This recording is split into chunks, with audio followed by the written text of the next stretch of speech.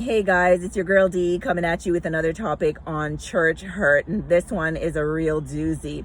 As for my appearance, I'm coming out of the gym. I do teach fitness part-time. I absolutely love it. It's a huge passion of mine. So I'm all sweaty as I'm recording this, but it's all good. It's all good. I give thanks in all things. And as I say, God is not good just sometimes, but all the time. Okay.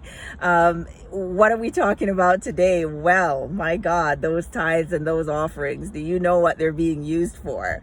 Have you ever seen a prospectus, the profit and loss statement, the balance sheet of the church? Have you ever asked? Have you ever asked what that money is being used for? Are you satisfied with the answers? Are you getting a runaround? Are you never being provided clear answers? You need to, that's a huge red flag right there. Okay. Let me put this in perspective. Yeah. You know how hard you worked in school. You know what it took for you to get your degree. You know how you pushed to get the job you have that allows you to say, you know what, the Lord has blessed me. I want to bless others as well. And so you're a faithful giver. And from Canada here, for example, where I'm recording, we are very blessed to have 4 seasons. And let's take winter, for example. Sometimes it's minus 20 degrees and it feels like minus 30, but you got to get your butt up sometimes an hour earlier. Getting up at 5 in the morning, you're shoveling snow. You've got to walk the dog. You've got to get breakfast ready. You got to pack a lunch. You got to get into your commute, right?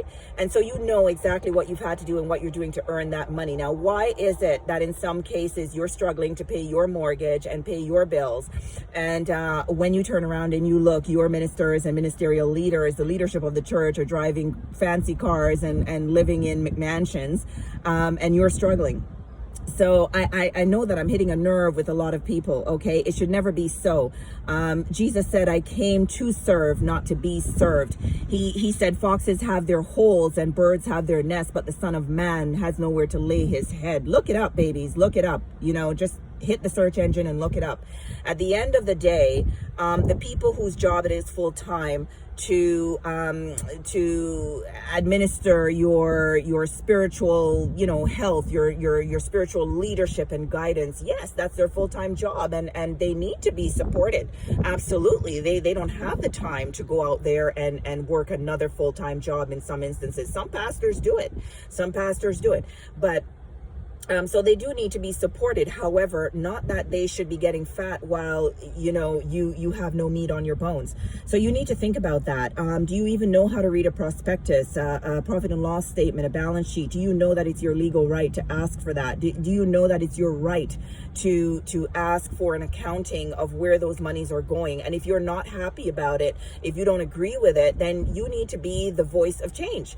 And if you're not willing to stand up for something, then by all means, lay down and take everything and keep your mouth closed, okay? But don't run and complain to others when you are not prepared to take your concerns to the leadership. If you do what you're supposed to do in the sight of God and the leadership does not respond accordingly, they give you the runaround, they don't give you straight answers, well, you've done what you needed to do, and God is going to take care of the rest, okay? But I highly recommend that if you are not satisfied with how the church is using your tithing and offering dollars, that you seek answers. And if you're not satisfied with those answers, again, as I always like to say, take everything to the Lord in prayer, because he is very fast with those answers. But you've just got to ask him, Lord, when you answer me, please ensure that I understand and I know it's you and you're directing me as to what I need to do. Okay? All right. So with that, I love you all. God bless you. I bless you all in the name of the Lord Yeshua of Nazareth. We are blessed. We are blessed indeed. Hit that like button, subscribe, share, drop a comment. People, we've got to keep the conversation going. Love ya.